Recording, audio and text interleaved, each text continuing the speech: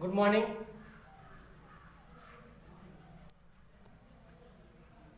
Welcome to KD classes. आपके सामने class 11 का केमिस्ट्री है। इससे पहले आप 3-4 वीडियो देख चुके हैं। आज हम बात करेंगे इसमें एटॉमिक मॉडल, यानी परमाणु की संरचना कैसी होती है, उसकी मॉडल कैसा होता है। तो आपको जो भी परमाणु बताया गया, परमाणु को किसने मॉडल प्रस्तुत किया, कौन कौन वैज्ञानिक ने प्रस्तुत किया, इसमें सब वीडियो में देखेंगे। इस वीडियो में किस किस वैज्ञानिक द्वारा मॉडल प्रस्तुत किया गया, कैसा मॉडल दिया गया। जैसे कोई भी बिल्डिंग होती है, कोई भी घर होता है, उसकी एक स्ट्रक्चर होता है कि इतना लंबा चौड़ा, गोलाकार, चौड़ाई, मोटाई, लंबाई, कुल हम जानते हैं। क्या क्या पाए जाते हैं वो जानते हैं। उसी प्रकार से परमाणु की जब पार्टिकल का खोज हुआ, परमाणु के कणों की जब खोज हो गई, तो खोज होने के साथ साथ उसी समय में, यानी आपके उसी पीरियड में परमाणु का मॉडल ही प्रस्तुत किया गया। हाँ, परमाणु इस प्रकार होता है, देखने में ऐसा लगता है, उसका लोगों ने स्ट्रक्चर बताया। तो कई साइंटिस्ट ने आपको इसके स्ट्रक्चर के बारे में, उसके मॉडल के बारे में अपनी कल्पनाएं प्रस्तुत की। लेकिन उन सभी वैज्ञानिकों में सबसे पहले आपका थॉमसन ने आपका मॉडल प्रस्तुत किया था। तो आज की वीडियो में हम पढ़ेंगे atomic model, atomic model, atomic model के बारे में पढ़ेंगे। और एक चीज बताएंगे कि आपका क्लास 9 में 10, 11, 12 यानी हर क्लास में आपका कोविड-19 यानी कोरोना महामारी के काल की वजह से बहुत से सिलेबस को काट दिया गया, यानी 30% सिलेबस कम किया गया। आपको नेक्स्ट वीडियो में हम बता देंगे कौन कौन से सिलेबस आपको कम किए गए, जो आपको सिलेबस में नहीं रहेगा, नहीं पढ़ना है। जानकारी के लिए आपको पढ़ना है, लेकिन एग्जाम पीरियड के लिए, क्लास 11 के लिए या आपका 12 के लिए हर एक क्लास के कुछ सिलेबस को, 30% सिलेबस को कम किया गया। तो इसमें भी कुछ कम किया गया है। तो नेक्स्ट वीडियो में आपको बताएंगे कौन कौन से चैप्टर से आपको 11th में नहीं पढ़ने। बहरहाल आज देखिए एटॉमिक मॉडल क्या होता है। तो सबसे पहला मॉडल 1904 में प्रस्तुत किया गया था। किसके द्वारा? जे थॉमसन या जे थॉमसन द्वारा सबसे पहला मॉडल 1904 में जे थॉमसन ने प्रस्तुत किया गया था। इन्होंने आपका कैथोड किरणों के प्रेक्षणों के आधार पर और धन किरणों के प्रेक्षणों के आधार पर, जे थॉमसन ने सन 1904 में प्रथम परमाणु मॉडल प्रस्तुत किया गया था। इन्होंने कैथोड किरणों के प्रेक्षण और आपके धन किरणों के अन्वेषणों के आधार पर सन 1904 में पहला परमाणु मॉडल प्रस्तुत किया। इनके मॉडल के अनुसार, यानी जे थॉमसन परमाणु मॉडल के अनुसार बहुत सिंपल है। सबसे छोटा मॉडल कहेंगे तो आपका जे थॉमसन का है। जे थॉमसन ने सबसे छोटी एक मॉडल संरचना प्रस्तुत की थी। इनके अनुसार परमाणु अति सूक्ष्म, क्या बताया इन्होंने? बहुत सिंपल से, परमाणु एक अति सूक्ष्म यानी आपका माइक्रोटीनी जिसे कहते हैं, माइक्रोटीनी, अति सूक्ष्म, गोलाकार। कैसा है? गोलाकार। याद रखिएगा कैसा बताया इन्होंने? गोलाकार, स्फेरिकल शेप,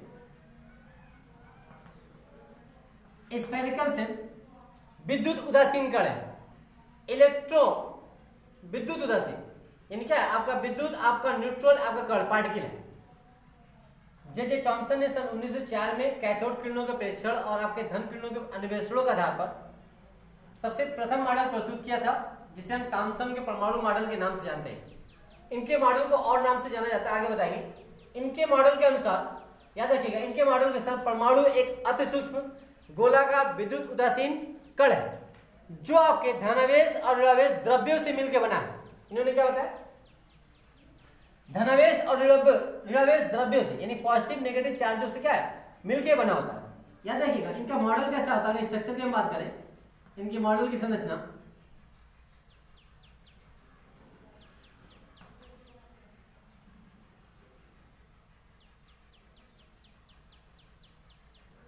ये थॉमसन मॉडल बना रहे हैं हम। आपको बताएंगे थॉमसन मॉडल किससे आपका रिलेटेड होता है, किससे संबंध होता है। ये थॉमसन मॉडल आपका हो गया।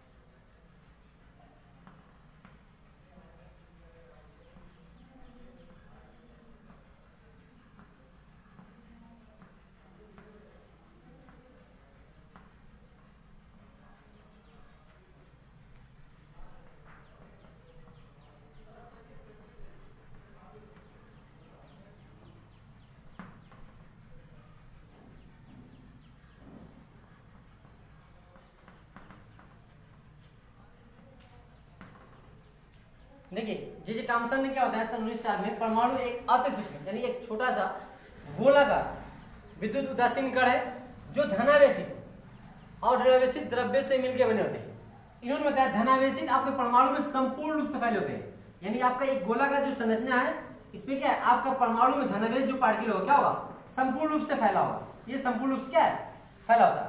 तथा उस धनावेश में ऋणावेश इस प्रकार धसे होते हैं जैसे तरबूज में बीज, जैसे तरबूज में बीज धसा होता है। यानी ये आपका मॉडल अब क्या होता है, आपकी जस्ट लाइक तरबूज की तरह दिखाई दे रहा है।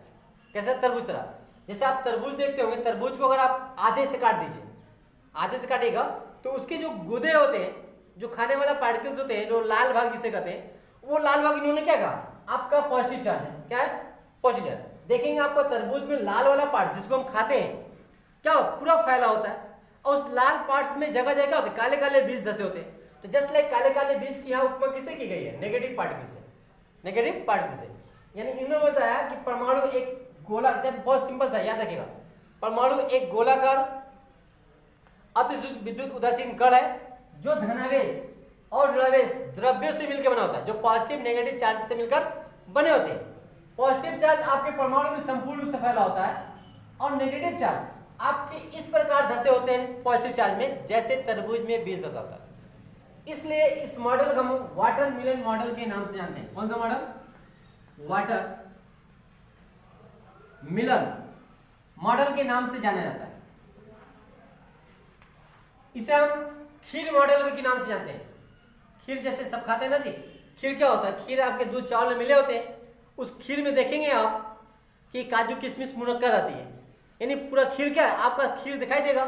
अगर उसमें आपने काजू किशमिश डाला है तो जगह जगह दिखाई देते हैं, वो उसमें मिक्स नहीं रहते हैं। जस्ट लाइक इसीलिए हम इसे खीर मॉडल के नाम से भी जानते हैं। जिस प्रकार खीर में काजू किशमिश आता है, उसी प्रकार से परमाणु क्या है, आपका खीर के समान यहाँ धनावेश फैला है, उस धनावेश में ऋणावेश क्या, आपके जगह जगह पार्टिकल धसे हुए। या तरबूज जैसे आपको दिखाई देता है, तरबूज जैसे आपका पूरा लाल पार्टिकल फैला है, उसी प्रकार से पॉजिटिव पूरा लाल पार्टिकल फैले हैं, और उस पॉजिटिव में क्या हुआ, नेगेटिव जगह जगह धसे होते हैं। तो अगर देखेंगे आपका सिमिलरिटी मिलाया जाता है कि आपको किससे मिलता है, तरबूज से मिलता है। इसीलिए इसके मॉडल को हम वाटर मिलन मॉडल के नाम से भी जानते हैं। ये हो गया थॉमसन का परमाणु मॉडल, जो सबसे छोटा परमाणु मॉडल ये दिया गया। फिर से एक बार देखिएगा, बहुत सिंपल से अपने पेन कॉपी पे नोट कीजिएगा। कैथोड किरणों के प्रेक्षणों व आपके धन किरणों के अन्वेषणों के आधार पर सन 1904 में जे जे थॉमसन ने प्रथम परमाणु मॉडल प्रस्तुत किया था। इनके अनुसार परमाणु एक अति सूक्ष्म गोलाकार विद्युत उदासीन कण है, पार्टिकल है, जो आपके धनावेश पॉजिटिव और नेगेटिव चार्ज से बने होते हैं, द्रव्यों से बने होते हैं। धनावेश जो होता है, पॉजिटिव चार्ज होता है, परमाणु में संपूर्ण रूप से फैला होता है, तथा नेगेटिव चार्ज आपके धनावेश में इस प्रकार धसे होते हैं जैसे तरबूज में बीज धसा होता है।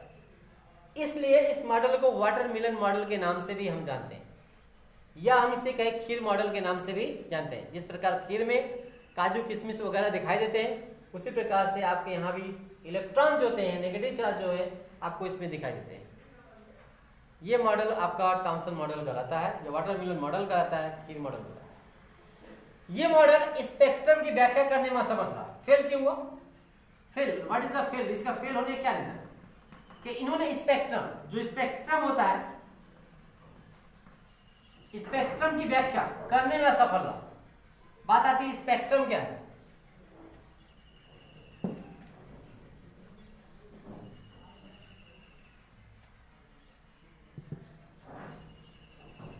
देखिए स्पेक्ट्रम क्या होता है।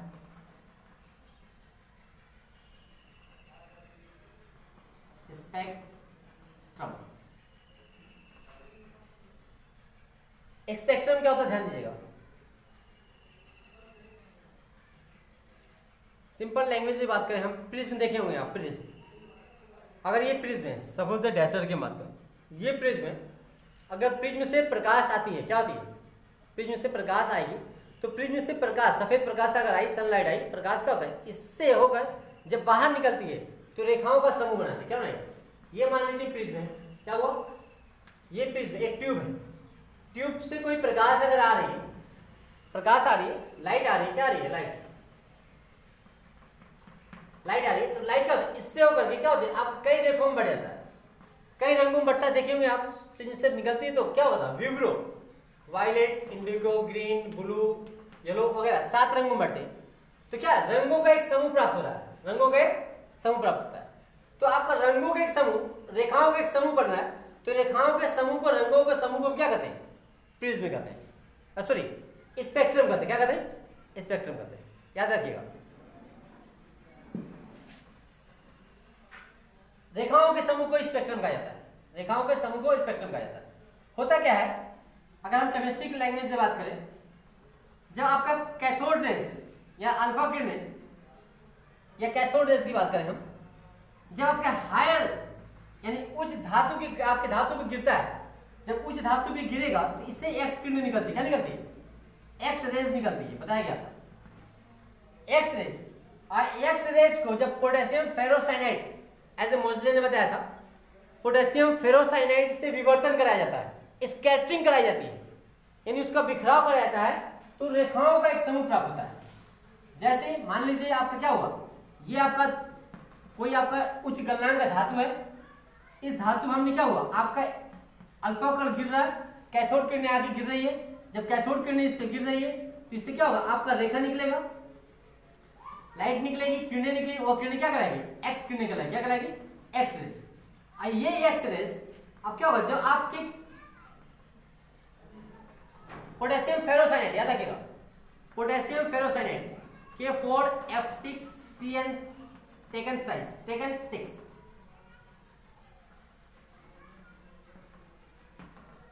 K4FeCN6 का होल 6 हेक्सा कहते हैं, इसका नाम है पोटेशियम फेरोसाइनाइड। यानी जब आपका एक्स किरणें पोटेशियम फेरोसाइनाइड द्वारा क्या कराया जाता है, स्कैटरिंग कराया जाता है, विवर्तन कराया जाता है, बिखराव कराया जाता है, तो आपका क्या होता है, रेखाओं का समूह प्राप्त होता है, रेखाओं का समूह प्राप्त होता है। इस रेखाओं के समूह को हम स्पेक्ट्रम कहते हैं, क्या कहते हैं, स्पेक्ट्रम के नाम से जाना जाता है। इस रेखाओं के समूह क्या कहते हैं, स्पेक्ट्रम के नाम से जानते हैं। तो स्पेक्ट्रम याद रखिए। तो आपका इनका थॉमसन मॉडल आपका फेल क्यों हुआ, थॉमसन मॉडल ने स्पेक्ट्रम की व्याख्या करने में सफल रहा, इसलिए थॉमसन मॉडल फेल हुआ। ठीक है, जिसे थॉमसन मॉडल का जब फेल हो गया, तो फेल होने के बाद क्या होता है, कोई सी चीज जिसकी खोज होती है, खोज होने के बाद जब फेल हो जाता है, फेल होने के बाद और भी साइंटिस्ट थे, उन्होंने क्या हुआ, एक नए मॉडल प्रस्तुत करने की कोशिश किया, नए तरीके से मॉडल का खोज करना स्टार्ट किया। तो दूसरा मॉडल जो प्रस्तुत किया गया था रदरफोर्ड द्वारा, किसके द्वारा, सेकेंड मॉडल कह सकते हैं, सेकेंड मॉडल किसके द्वारा, रदरफोर्ड, याद रखिएगा, रदरफोर्ड 1911 में।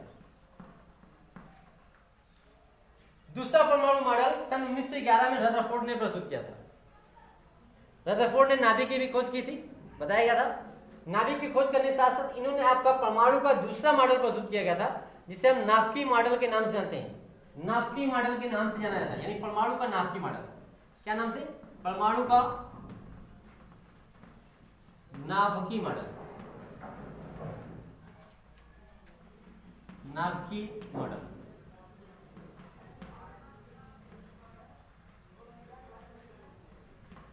परमाणु का नाभिकीय मॉडल, ठीक है, nucleus model of atom, nucleus model of atom, याद रखिएगा, न्यूक्लियस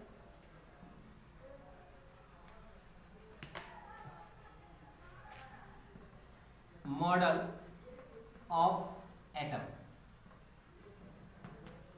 यानी हम रदरफोर्ड के परमाणु मॉडल के नाम से जानते हैं, या तो हम परमाणु का नाभिकीय मॉडल के नाम से जानते हैं, न्यूक्लियस मॉडल ऑफ एटम के नाम से जाना जाता है, इंग्लिश में कहते हैं। तो रदरफोर्ड की परमाणु मॉडल बहुत आपका इजी है, थोड़ा सा उससे बड़ा है लेकिन बहुत इजी है। रदरफोर्ड परमाणु मॉडल को जानने के लिए आपको 5 स्टेप याद करना पड़ेगा, कितना, केवल 5 स्टेप में पूरा रदरफोर्ड मॉडल को हम एक्सप्लेन कर सकते हैं, व्याख्या कर सकते हैं। तो 5 मॉडल याद रखिएगा, सिंपल, अगर आप 5 पॉइंट अगर दिमाग में है तो रदरफोर्ड मॉडल को हम व्याख्या आसानी से कर सकते हैं। 5 यानी इस न्यूक्लियस, रदरफोर्ड के nucleus model, nucleus nucleus model को हम कितने 5 स्टेप में टोटल स्टेप 5 स्टेप में पूरा एक्सप्लेनेशन किया जा सकता है। तो 5 स्टेप में अगर एक्सप्लेनेशन करके हम आसानी से पूरा रदरफोर्ड मॉडल की व्याख्या कर सकते हैं। तो रदरफोर्ड ने सन 1911 में अल्फा किरणों के प्रकंडन के आधार पे, अल्फा किरणों के स्कैटरिंग के आधार पे इन्होंने एक दूसरा मॉडल प्रस्तुत किया जिसके हम नाफकी मॉडल के नाम से जानते हैं। देखिए शॉर्ट टाइप क्वेश्चन में पूछा जाता है आपके किस आधार पे इन्होंने मॉडल प्रस्तुत किया था। आप कह सकते हैं अल्फा किरणों के स्कैटरिंग के आधार पे इन्होंने अपना मॉडल प्रस्तुत किया था। यानी आपके थॉमसन मॉडल को दोष को दूर करते हुए इन्होंने अल्फा किरणों के स्कैटरिंग के आधार पे आपका परमाणु मॉडल प्रस्तुत किया था। उस परमाणु मॉडल को हम नाफकी मॉडल के नाम से जानते हैं। इनके नाफकी मॉडल को हम केवल 5 स्टेप में पूरा एक्सप्लेन किया जा सकता है, समझा जा सकता है। कहीं ना कहीं जो थॉमसन से 2 स्टेप 3 स्टेप मिलते भी, बहुत सिंपल सा देखिएगा। स्टेप नंबर 1, फर्स्ट स्टेप, पहला पॉइंट क्या है, इन्होंने परमाणु की स्ट्रक्चर कैसा होता है उसके बारे में बताया। तो सेम होता है, परमाणु क्या है, एक अति सूक्ष्म, परमाणु क्या है, एक अति सूक्ष्म माइक्रोटीनी। परमाणु एक अति सूक्ष्म गोलाकार, क्या होता है, गोलाकार विद्युत उदासीन कण।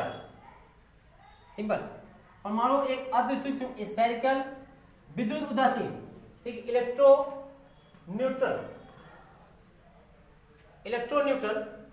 कण है जो आपके 2 भागों से निर्मित होता है। कितने भागों से, आपका मेड ऑफ 2 पार्ट्स। इससे 2 भागों से बना होता है। कितने भागों से, 2 भाग से बना होता है। ध्यान दीजिएगा, पहला पॉइंट क्या है, परमाणु एक अति सूक्ष्म गोलाकार विद्युत उदासीन कण है जो 2 भागों से मिलकर बने होते हैं, धनावेशित नाभिक। पहला भाग क्या होगा, धनावेशित यानी पॉजिटिव नाभिक। क्या बताया, 2 भागों से मिलकर बना होता है। पहला क्या, पॉजिटिव नाभिक। दूसरा भाग क्या होता है, नाभिक के बाहर आउटर ऑफ न्यूक्लियस, नाभिक के बाहर विशाल क्षेत्र जहां पर क्या होता है, इलेक्ट्रॉन पाए जाते हैं। यानी दूसरा यूनिट क्या होता है कि इलेक्ट्रॉन की रहने की जगह, इलेक्ट्रॉन का प्लेस, क्या होता है, इलेक्ट्रॉन का प्लेस। तो पहला पॉइंट बहुत आसान है, परमाणु एक अति सूक्ष्म गोलाकार विद्युत उदासीन कण है जो 2 भागों से मिलकर बना होता है। परमाणु धनावेशित नाभिक, और नाभिक के बाहर जहां पर इलेक्ट्रॉन पाए जाते हैं, ये पहला पॉइंट। दूसरा पॉइंट देखिएगा, दूसरा स्टेप इनका, परमाणु का कुल धनावेश। याद रखिएगा, परमाणु क्या बता रहा है, टोटल पॉजिटिव चार्ज। तो टोटल आपका पॉजिटिव चार्ज होता है, परमाणु कुल धनावेश आर, इसको मास कहते हैं। क्या कहते हैं, मास। परमाणु का कुल धनावेश या कुल द्रव्यमान, परमाणु के एक अति सूक्ष्म, परमाणु का एक, ये गोलाकार हो गया पहला पॉइंट, परमाणु एक गोलाकार आपका क्या है, पार्टिकल है। तो आप बता रहे हैं दूसरा पॉइंट में, परमाणु का पॉजिटिव या कुल द्रव्यमान परमाणु के एक अति सूक्ष्म केंद्र में संचित रहता है। कहां रहता है, केंद्र में संचित रहता है। यानी कौन सा, पॉजिटिव चार्ज। याद रखिएगा, जिसे हम नाभिक कहते हैं। क्या कहते हैं, दिस इज नाभिक। क्या करेगा, नाभिक। दूसरा पॉइंट बहुत आसान है, यानी पहला परमाणु का स्ट्रक्चर बता दिया, दूसरा उसके नाभिक के बारे में बता रहा। तो क्या बताया नाभिक के बारे में, परमाणु का कुल धनावेश या कुल द्रव्यमान, टोटल पॉजिटिव या टोटल मास नंबर, परमाणु के एक अति सूक्ष्म केंद्रीय भाग में क्या रहता है, केंद्रीय भाग, मिडिल पार्ट्स में केंद्रीय भाग क्या है, संचित रहता है, उपस्थित रहता है, जिसे हम परमाणु नाभिक के नाम से जानते हैं। ये परमाणु नाभिक हो गया। इसी में इन्होंने बताया परमाणु की जो नाभिक की त्रिज्या होती है, नाभिक की त्रिज्या 10 पावर 12 से लेकर 10 पावर -13 होती है। इसकी न्यूक्लियस त्रिज्या बता रहा है, दिस इज ए न्यूक्लियस। यानी परमाणु नाभिक की त्रिज्या 10 पावर -12 से लेकर 10 पावर -30 सेम होती है। जबकि एटम की जो त्रिज्या होती है, एटम की हम बात करें, एटम की त्रिज्या क्या होगा, 10 पावर -8 होता है। सॉरी 18 लिखा गया, -8 होता है। किसी किसी बुक में आपको यहां दिखाई देगा कि एटम का त्रिज्या वहां मिलेगा, किसी किसी बुक में 10⁻10। तो ये आपका क्या हो जाएगा, नाभिक की त्रिज्या जो होगा आपका वहां पर, नाभिक का 10⁻15 हो जाएगा। डिफरेंट पहचानिए, कितने का अंतर है, 10⁻5 का डिफरेंट है। जो 8 पकड़ेंगे तो 8 5 13, 5 का डिफरेंट। 10 पकड़ रहे हैं तो 10 5 15, 5 का डिफरेंट। यानी दोनों में डिफरेंट कितना है, 10⁻5 का है। यानी हम कह सकते हैं जो नाभिक की त्रिज्या होती है, इस नाभिक की त्रिज्या आपके परमाणु की अपेक्षा क्या होती है, आपका आप कह सकते हैं 1 2 3 4 5 5, 1,00,000 गुना क्या है, 1,00,000 गुना आपका ये छोटा होता है। ये कह सकते हैं नाभिक से 1,00,000 गुना आपका ये बड़ा होता है। 10⁻5 का मतलब ये होना चाहिए, नाभिक परमाणु की अपेक्षा 1,00,000 गुना क्या है, छोटा है। यह कह सकते हैं परमाणु नाभिक की अपेक्षा 1,00,000 गुना क्या है, बड़ा है। ये डिफरेंट होता है, त्रिज्या होती है। ये आपके इनके दूसरे पॉइंट में ही आपको इंक्लूड होता है, याद रखिएगा। दूसरा पॉइंट, तीसरा पॉइंट देखिए,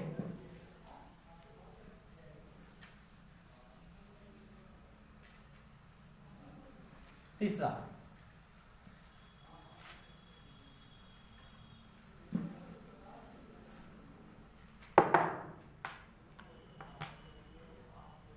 आइए, गर्मी ज्यादा है। तीसरा पॉइंट,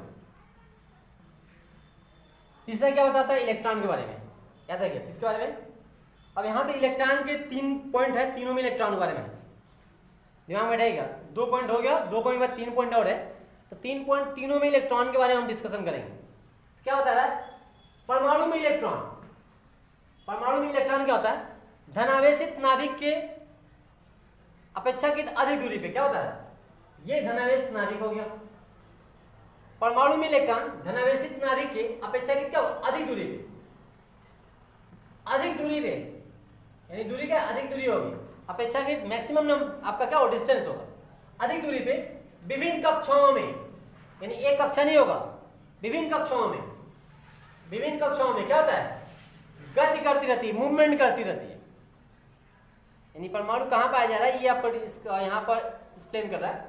तो परमाणु में इलेक्ट्रॉन नाभिक के अपेक्षाकृत अधिक दूरी पर आपके विभिन्न कक्षाओं में, विभिन्न कक्षा मतलब ऑर्बिट, जैसे आपका कक्षा 1, कक्षा 2, कक्षा 3, तो क्या कर रहा है, आपके विभिन्न कक्षाओं में इलेक्ट्रॉन क्या करते हैं, गतिमान होते हैं, मूवमेंट करते रहते हैं। क्लियर है। तीसरा पॉइंट देखिए, चौथा पॉइंट देखिएगा,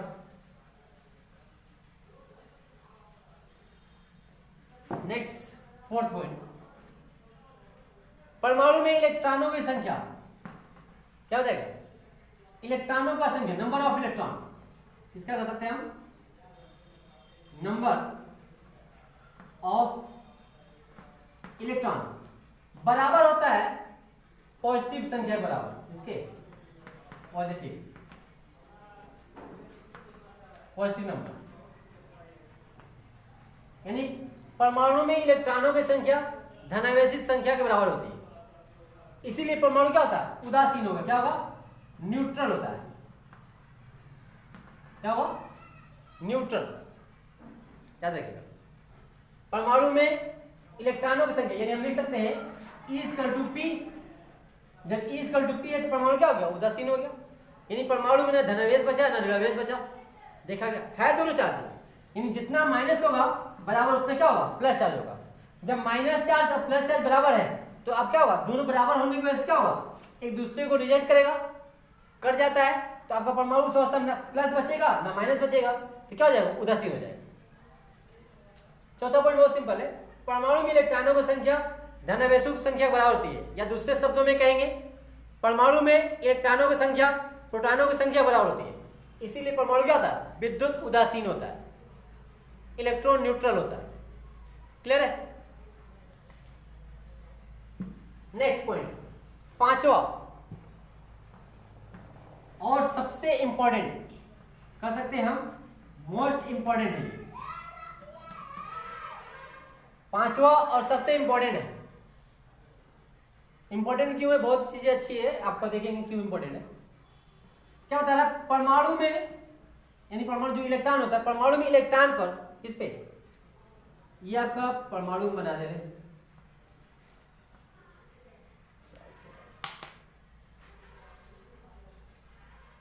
ये नाभिक हो गया, क्या हुआ नाभिक। ये आपका कक्षाएं हो गई, तो आप सही नहीं है जी आज। ये कक्षा मान लीजिए, ये कक्षा में क्या इलेक्ट्रॉन है, क्या बता रहा है परमाणु में इलेक्ट्रॉन पर, यानी नाभिक, नाभिक क्या करता है परमाणु में इलेक्ट्रॉन पर नाभिक का आकर्षण बल लगता है। कौन सा बल, अट्रैक्शन फोर्स। क्यों, माइनस है प्लस है, जब प्लस है क्या करेगा इस पर अट्रैक्शन डालेगा, या माइनस है तो प्लस को अट्रैक्शन डालेगा।